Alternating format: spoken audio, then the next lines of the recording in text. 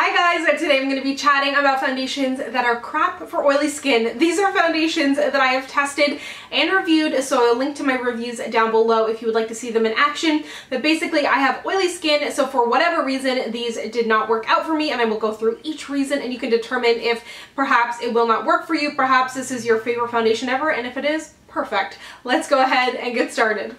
The first foundation that I'm going to mention is one that was incredibly disappointing to me. I had such high hopes. Kat Von D Lock-It Powder Foundation. I'm a huge fan of the Lock-It liquid. I love powder foundations and I love a lot of Kat Von D products, so I was really expecting this to be good. Right off the bat, something that really annoyed me about this was the fact that the color match was so off. I'm wearing the shade Medium 62, which is what I wear in her liquid, which is a great match for me year round. This, however, was so orange, oxidized on the skin, and just was not a good color match at all. So it really, especially because it's still in the Lock-It line, it's not like it's a different line of complexion products, I really think they should have done a better job matching it up so it makes it easier for you to figure it out. I purchased this at IMATS as well, so it's not like I could go back into Sephora and exchange it for a better shade, so it's just kind of been sitting here waiting for me to talk a little bit of a smack about it, but it definitely did not last as long on my skin as I wanted it to. It looked incredibly patchy. As I mentioned, it oxidized, the color was bad, it did not keep me matte, and it was just a big time disappointment. I don't even use this to set my face. I hate it. Another foundation that I absolutely hate, this is so bad, it is the e.l.f. Mattifying HD Cream Foundation, and I don't really like to say that I hate it, but like I truly do hate this. It feels so uncomfortable on the skin. As soon as you put it on, you can tell, like it's not even like, oh, this foundation just didn't work for me because it's not marketed towards my skin type, like mattifying foundation, and it is not that. As soon as you put it on your face, it feels oily, but like a thin, oily consistency. You know those concealers that you can get in a pan that cost like $2 and you know they're gonna suck and they just have that thin, oily texture? That is exactly what this feels like. It does not last well on the skin. You're shiny right off the bat. It feels so uncomfortable and itchy. If you have really, really oily skin, you'll know that feeling of when your oils start to come through, but this did it right away, right off the bat. I could tell that this was gonna be a nightmare. I get that it's affordable, but I do not recommend this. If you are looking for an affordable drugstore foundation and you have oily skin, check out the Wet n Wild foundation. Maybelline makes a ton. I will leave all of my foundation kind of recommendations down below. Another disappointment for me was the Anastasia Stick Foundation. This was just, it's not that it was a big time nightmare and it oxidized like crazy or anything like that. It just didn't work out. It didn't live up to the claims to me. It claims to be good for oily skin, and I felt like it just kind of disappeared. It's not like it patched off, but it just, there was something off about it. I can't totally put my finger on it, but basically I reviewed this and I've maybe reached for it twice since I reviewed this about a year ago, and if I don't reach for something again, that basically means it was no good for me. And I really have found a few stick foundations that I love lately, and because this was marketed towards oily skin and I love a lot of the things that Anastasia does, I had really high hopes for this. I think maybe if you have normal skin it may be better. I have used it on days where I know I don't need to wear my makeup for long just to kind of make use of it, but overall it just is not something I reach for or recommend for oily skin. From Soap & Glory, this is their One Heck of a Blot All Day Liquid to Powder Foundation with Shine Block. This one for me was a miss for a number of reasons. First of all, there's only 4 shades in the range, which is just crazy. This is the deepest shade. But besides that, it just performed really oddly on the skin. You'll probably be able to see it in my review. At first, it's really promising, and when I first tried this, I actually quite liked it. I was away for work, I was in Virginia, and it was really, really hot, and I was like, wow, this is working out really well.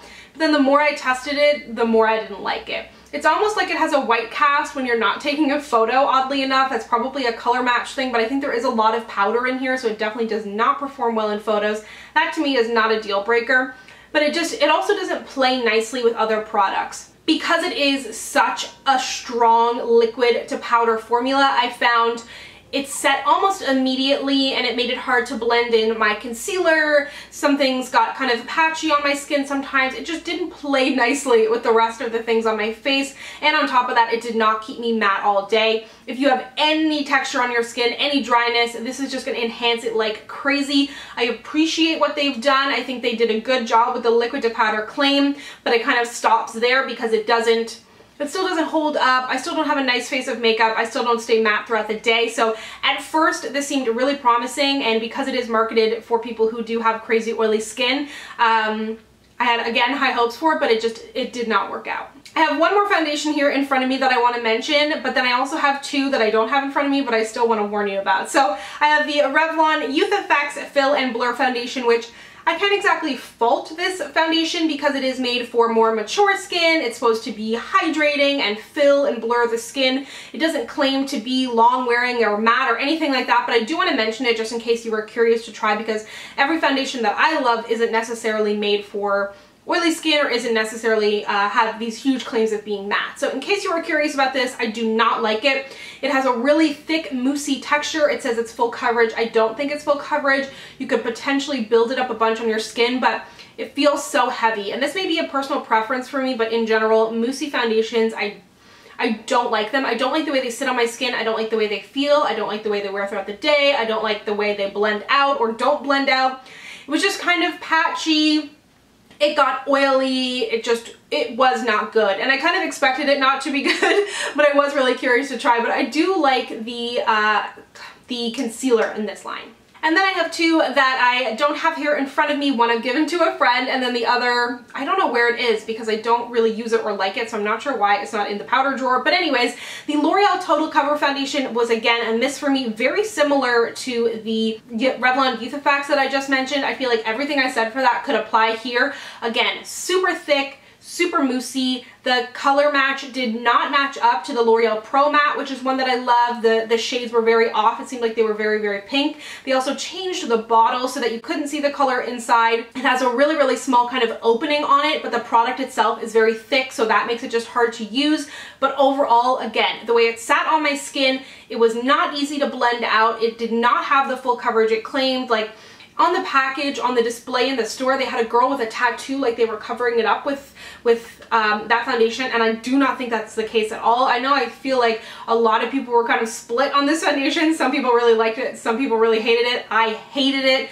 I gave it to a friend. I'm not sure if she liked it or not, but I did not like it. I will never reach for that again, but I do love the L'Oreal Pro Matte. And lastly, the Sephora Collection Matte Perfection Powder Foundation. I was so excited about this because, as you know, I love matte and I love powder foundations. This is also quite affordable, has a great shade range, but for me, this just did not work out as a sole powder foundation. It was patchy on my skin, it was uneven, it oxidized, it wore off my skin, I got super oily. I have used this since to set my face, and I think it's okay for that, but it was a miss for me and it didn't work out. I do, however, love the new Sephora Collection Stick Foundation, and I love their Airbrush Foundation if you are looking to try some things from their line, but the powder foundation was just like, ugh, it did not feel good. So there you have it. Those are some of my least favorite foundations for oily skin. I mean, it is so subjective. Something that I love, you may love. Something that you hate, I may love. It's just the way it is, but hopefully my descriptions give you a little bit of insight into if you may or may not like these products. Be sure to let me know down below which foundation you have tried lately and hated. It's always good to get a little aggression out. Thank you so much for watching. If you'd like to connect with me, you can find me on Instagram, Twitter, and Snapchat at SamanthaJaneYT, and I'll see you guys next time. Bye!